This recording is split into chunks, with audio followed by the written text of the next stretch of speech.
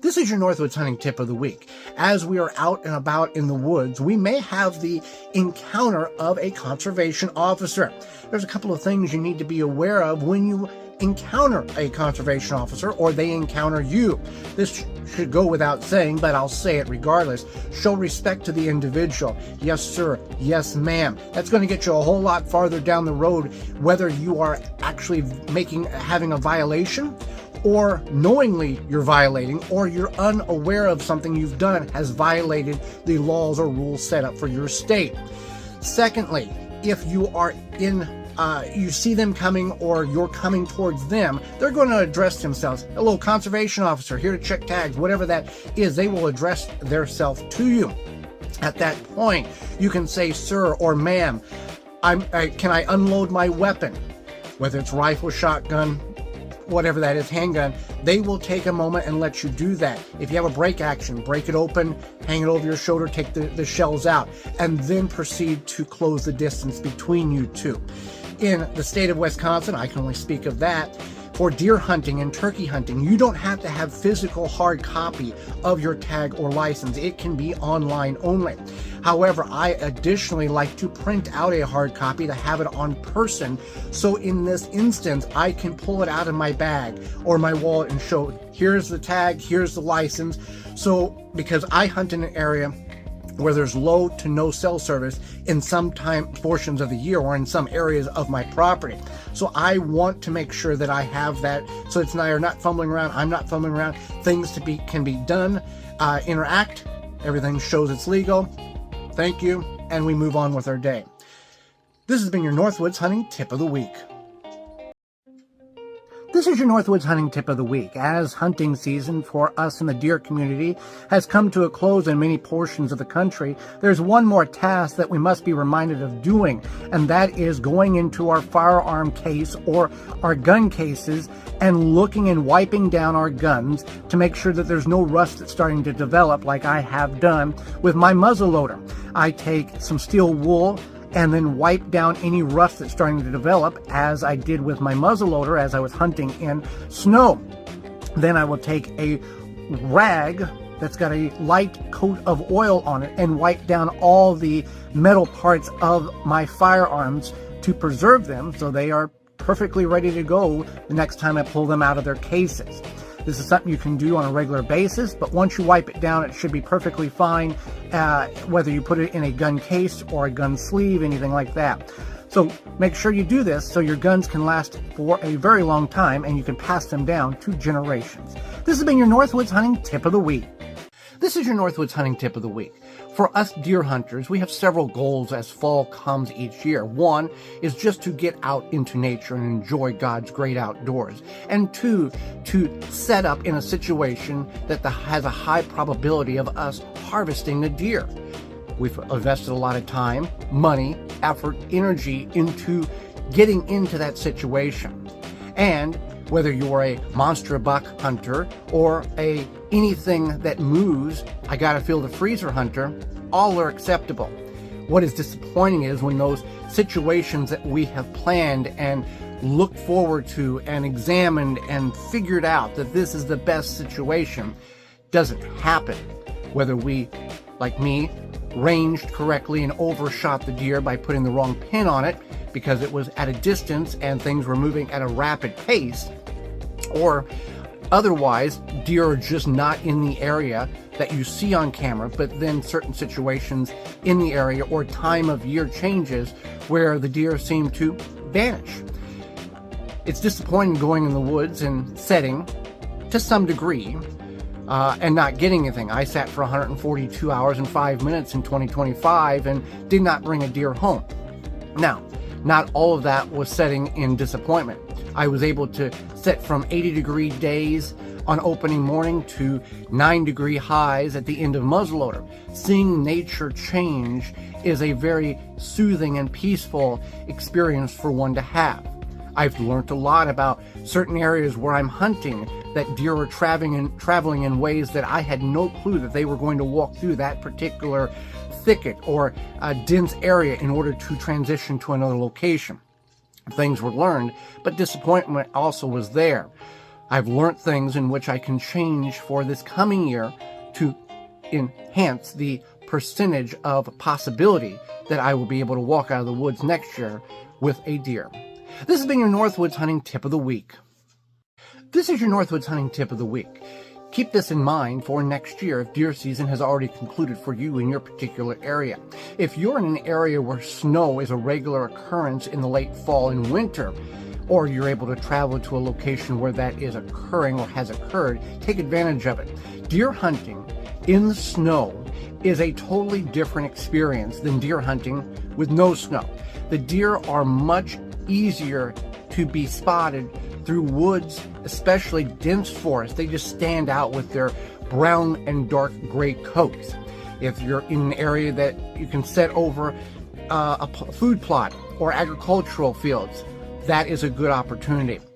So take this opportunity and not just go, well, it's cold and it snowed, so I'm not going to go out. If you're able to get out safely to your tree stand, your deer box, your deer blind, take advantage of this, as you'll be able to, and I have in the past, enjoyed the opportunity to sit in the outdoors during the snow or post-snow and are able to pick out deer at a distance through thick timber in situations that I would not be able to otherwise because they stand out like a beacon of light in the dark. This has been your Northwoods hunting tip of the week. This is your Northwoods hunting tip of the week. Having multiple deer stands on your property and different types of stands among them gives you the versatility of getting in the woods and hunting when conditions may not be favorable for you. Example, recently it was raining all night long. So for gun season, midway through the season, I was able to hunt in my wife's pop-up deer blind. I never hunted in a commercial grade pop-up deer blind. I have made deer blinds out of 3 pallets that you wrap around it back into a tree and you set in a lawn chair. This was a very nice experience for me. Recently has snowed. Conditions are not favorable and unsafe in some situations after that snow initially with the temperatures and the rain and all that to get up in a stand that I didn't feel safe in. So again, I utilized the ground blind as a means of getting in the woods to try to hunt and harvest a deer. Unsuccessful, but enjoyed the experience inside that deer blind as it was snowing, as it was raining, to allow me to get out and see if I could harvest a deer. This has been your Northwoods hunting tip of the week.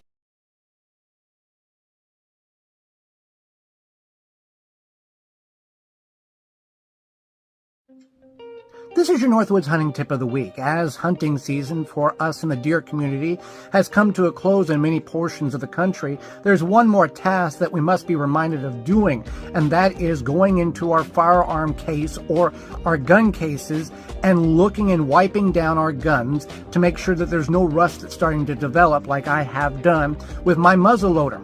I take some steel wool and then wipe down any rust that's starting to develop, as I did with my muzzleloader as I was hunting in snow.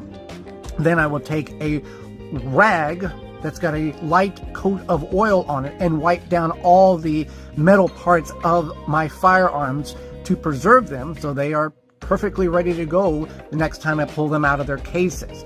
This is something you can do on a regular basis, but once you wipe it down, it should be perfectly fine, whether you put it in a gun case or a gun sleeve, anything like that.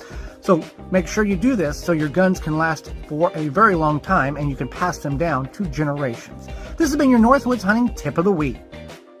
This is your Northwoods hunting tip of the week. If you have a backpack that you go in the woods with when hunting so you can stay longer, this tip is for you. My backpack has 2 zippers on the main compartment, and what I have always practiced is keeping those zippers closed but keeping both of the zippers at the very top of the backpack. Now mine has strings. If you have metal tabs, you can put some tape around them to keep them from rattling. The purpose of this reasoning for me is whether it's early in the day, still dark outside, I'm looking for that in the backpack, or anytime during the hunt, I can easily reach over, I know where both zippers are at, and I can simply open it up enough in order to reach in to get the item I'm looking for. Secondly, opening them up just a little bit continues to keep the backpack relatively closed and prevents any additional items from trying to fall out and hit the ground if you're in a tree stand, or fall out in a blind. The blind's not as problematic as a tree stand.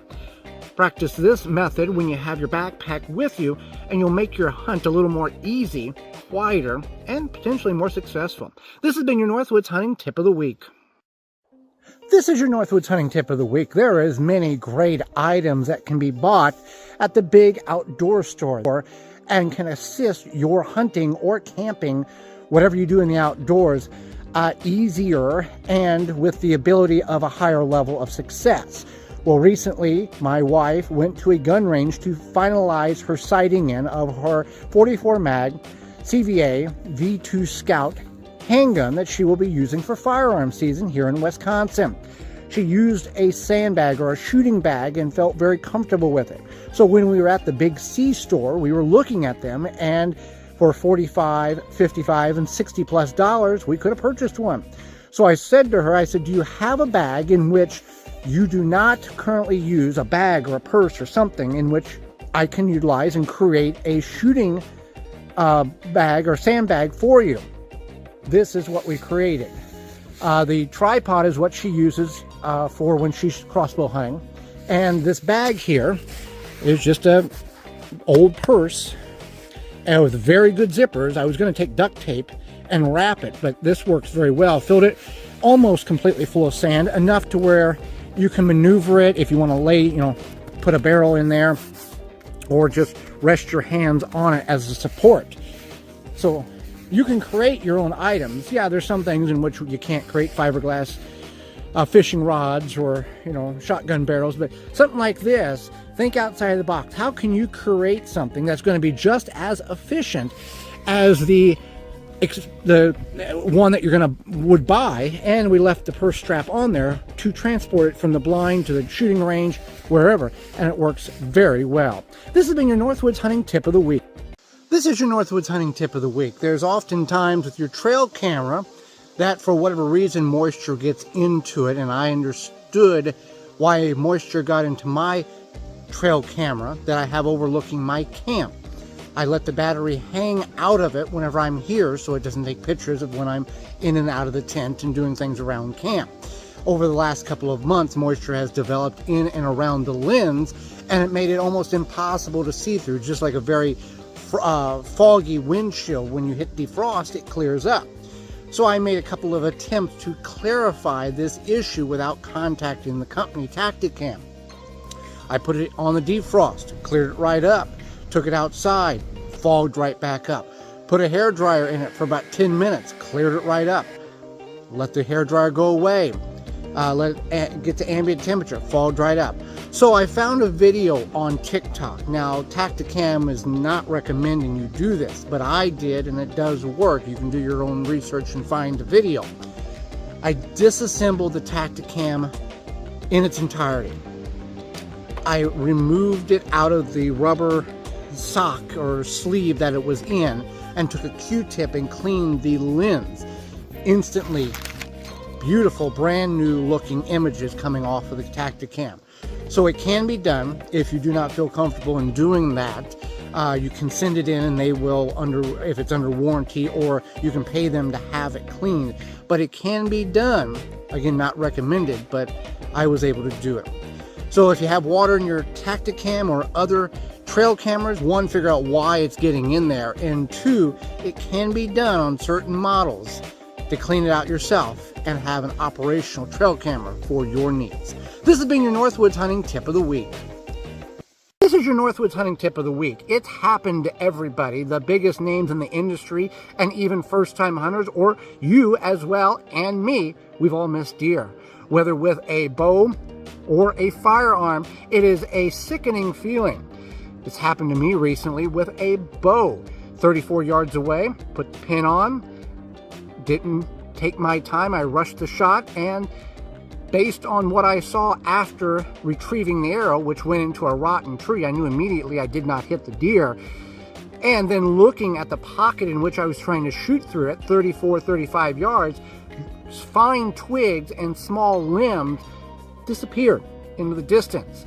So a ricochet occurred or something happened, but it's one of those, I wish give me that 3 seconds back, let me redo that. As well as firearm. We've all missed deer in some form or fashion. Starting out as a young hunter in 1995, I did take the hunter safety course, but learned as I went, as there was not many people in my immediate circle that hunted, so I kind of learned as I went, and it took me 17 shots with a 20 gauge over the course of 7 days of hunting in order to bag my first button buck deer at 84 yards. So take advantage of the lessons learned in these misses. I know it's sickening, but at least I didn't wound the deer and now it's wandering around somewhere and going to die and I can't retrieve it.